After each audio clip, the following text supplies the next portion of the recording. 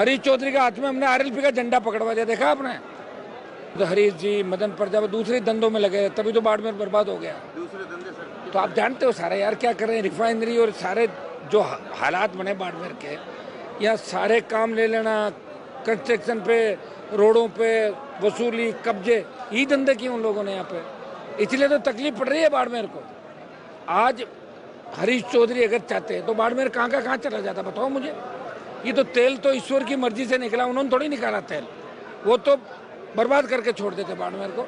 के की लॉटरी खुल गई, दोबारा काम नहीं पड़ेगा उसका। एक बार कोई बन जाता, कई समीकरण बन जाता, इस बार घर बिठा देंगे उसको। लेकिन सोशल मीडिया हमारे पास एक ऐसा हथियार है, दिल्ली में पता लग गया कि भजनलाल फेल है, वो दिल्ली में बुला के जो डांट इसको पड़ी वो तो खुद ही नहीं बताएगा क्या डांटा था दिल्ली के। धनखड़ को संवैधानिक पद से जबरन हटाया तो किसान कौम उनके साथ खड़ी थी इसके अंदर, और वो खुद ही नहीं बोलते और डर गए, तो उन्होंने भी तो मजे लिए सरकार के, गवर्नर से उपराज्य सब कुछ लिया इन्होंने, तो कौन लड़ेगा उनके लिए, बताओ मुझे।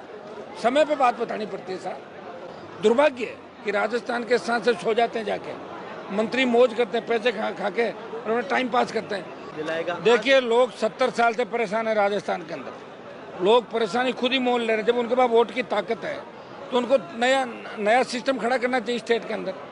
आरएलपी का गठन करके हमने एक संदेश दिया राजस्थान में कि हम यूपी, बिहार, हरियाणा की जो पार्टियों के बैनर लेके आते थे, हम राजस्थान के नौजवानों को हमारा खुद की ताकत देंगे, उनमें से नई लीडरशिप तैयार करेंगे।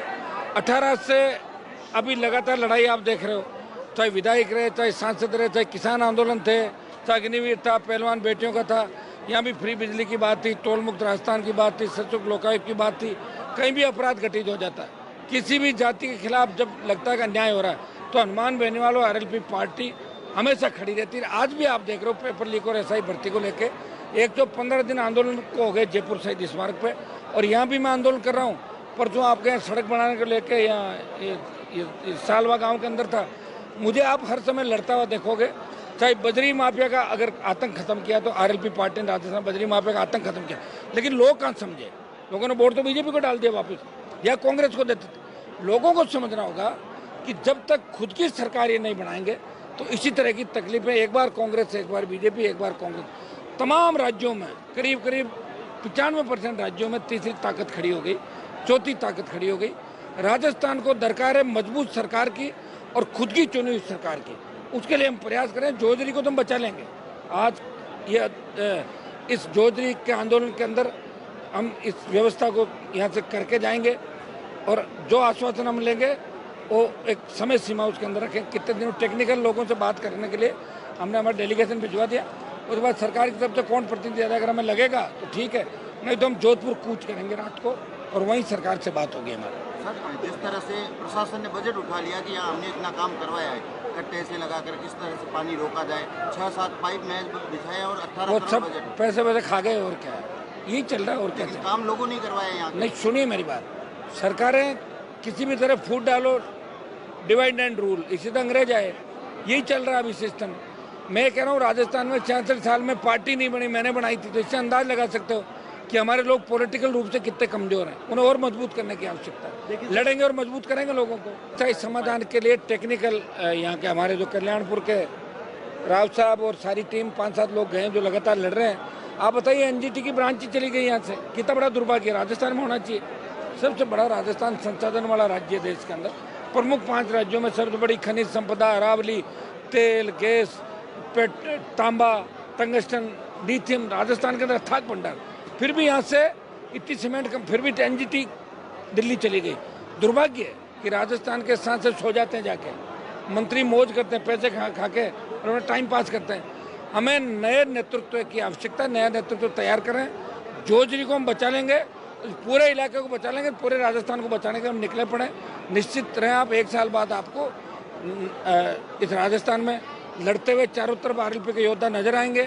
कांग्रेस छुप गई बिल के अंदर, डरी हुई कांग्रेस महेश जोशी के जेल जाने के बाद कि हमें पकड़ नहीं ले, इसलिए बिलों में छुप गई।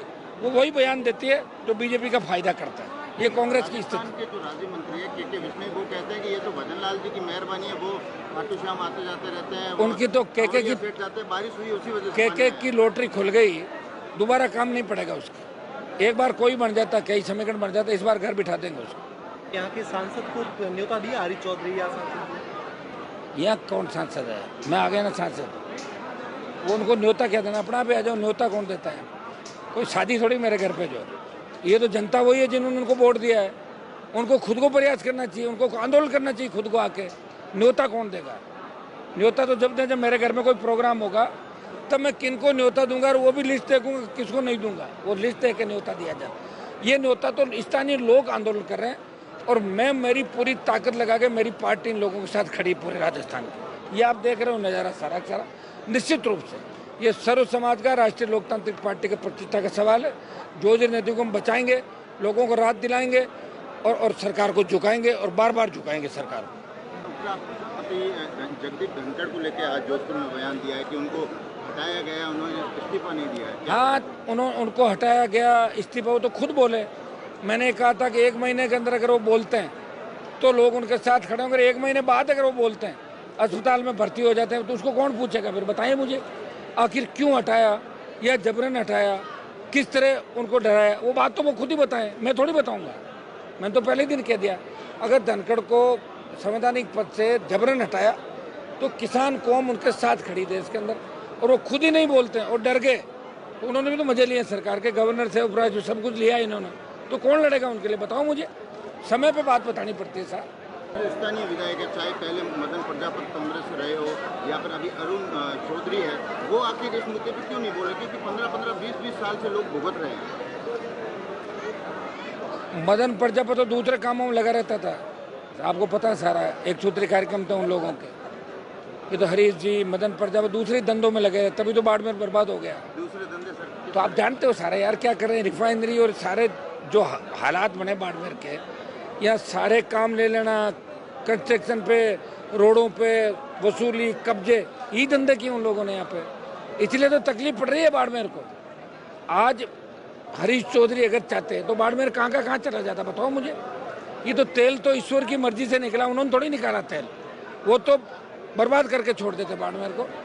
लेकिन हरीश चौधरी के हाथ में हमने आरएलपी का झंडा पकड़वा दिया, देखा आपने? भाई कैंडिडेट तो मेरा ही था, कांग्रेस वाले चुरा के ले गए, दूसरी बात थी। तो कांग्रेस तो हथियार डाली थी ना बाड़मेर में। आपके साथी भी यहाँ दिखे नहीं, चाहे वो अब कांग्रेस में है, लेकिन स्थानीय सांसद तो है। वो तो यहाँ के लोगों को पूछो यार, मुझे नहीं पता, वो तो यहाँ के लोग बताएंगे क्या हुआ क्या नहीं होगा। मैंने आपको क्या कहा, कई बार लॉटरियाँ खुल जाती है, कई लोगों की एक बार लॉटरी खुलती है और कईयों की एक बार भी नहीं खुलती। तो ये तो जो काम करेगा, जनता के बीच रहेगा, उसी को जनता पसंद करेगी, जो काम नहीं करेगा उसको घर बिठा देगी। तो 5 साल बाद आते हैं चुनाव सारे। आजकल लोग रील के साथ रील भी चाहते हैं, खाली रील में नहीं, रियल क्या है ये लोग आज धीरे धीरे समझने लगे। जातिवाद, धर्म, ये कुछ समय के लिए चल सकता है, लेकिन जो लड़ेगा वही आगे बढ़ेगा। और ये मंच देखिए, बीजेपी के खिलाफ कोई भी इस मंच पे आ सकता था, कोई शादी ब्याह थोड़ी जो न्योता देंगे, आ जाते, बैठ जाते, भाषण देकर चल देते, और खुद करो ना आंदोलन, कौन मना करे? कांग्रेस को करना चाहिए आंदोलन, लेकिन किस मुंह से करे? कांग्रेस में तो थी 15-20 साल, कांग्रेस ने क्यों नहीं किया? शासन चुनाव की मांग करी, कांग्रेस ने रोके शासन चुनाव। मैं लड़ रहा था, बोला तो नहीं कांग्रेस ने।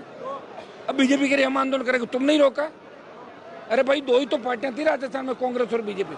किस तरह राजस्थान की जनता को गुमराह कर रहे हैं, ये करो वो करो, और इनको लगता है कि लोग कह रहे हैं भाई आप लड़ नहीं रहे हो तो फोटो कैसे छपे, अखबार में कैसे हैं, इसलिए छोटा मोटा आंदोलन करके फिर भाग जाते हैं दिल्ली और चारों तरफ। तो हकीकत में लड़ाई कौन लड़ रहा है?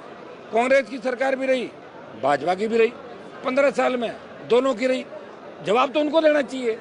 हम तो लड़ रहे हैं, और लड़ रहे हैं तो जीतेंगे, बता दिया आपको। ऐसा ही भर्ती को लेकर आपकी पार्टी करीब 100 दिन से अधिक दिन हो गए। देखिए, हाईकोर्ट के फैसले का इंतजार करें, अगर फैसला पक्ष में आया, रद्द हो गया, तो हमें कुछ नहीं करना, स्वागत कर देंगे। और बहुत बड़ा दबाव हमारे इस आंदोलन से देश के अंदर दिल्ली की सरकार और यहाँ पे पड़ा है कि इस तरह राजस्थान का नौजवान लाखों की तादाद में आंदोलित है। सोशल मीडिया पे भजन लाल हटाओ राजस्थान बचाओ पहली बार देश के अंदर 1 नंबर पे ट्रेंड किया लंबे समय, और 8वें नंबर पे विश्व में ट्रेंड किया। शेडो बैन कराना पड़ा सरकार को, 20 लाख ट्वीट हुए भजन लाल के खिलाफ, फिर भी 6 लाख ट्वीट हो गए थे। तो ये सारी जो हलचल मची राजस्थान में, ये राष्ट्रीय लोकतांत्रिक पार्टी के नौजवानों ने हलचल मचाई है सोशल मीडिया के माध्यम से। इलेक्ट्रॉनिक प्रिंट मीडिया को भी धन्यवाद दूंगा, वो भी समय समय में हमारी बात उठा रहे। लेकिन सोशल मीडिया हमारे पास एक ऐसा हथियार है, दिल्ली में पता लग गया कि भजन लाल फेल है, और दिल्ली में बुला के जो डांट इसको पड़ी वो तो खुद ही नहीं बताएगा क्या डांटा था दिल्ली के। सर मेरा आखिरी सवाल, छात्र संघ चुनाव को लेकर आप क्या कहेंगे? क्योंकि मैं तो चाहता हूँ हो जाए, मैं ही तो लड़ा हूँ चुनाव, ये तो एक छोटा सा करके भाग गए। मैं तो पूरे राजस्थान में लड़ा था, 1 महीने लड़ा, 12 रैली की, फिर जयपुर में रैली की, लोकसभा में उठाया, विधानसभा में उठाया, हमेशा ही उठाता रहा मैं। 9 में मैंने ही चालू कराए थे, अभी मैं ही कराऊंगा चालू छात्र संघ के चुनाव। होने चाहिए चुनाव होने चाहिए। हम भी छात्र संघ के माध्यम से निकले, देश और प्रदेश के अंदर बहुत से, लेकिन कांग्रेस बीजेपी मिलकर छात्रों में मैसेज देना चाहती है कि हम चुनाव बंद नहीं करा रहे और पर्दे के पीछे से यही दोनों पार्टियां चुनाव बंद करा रहे हैं।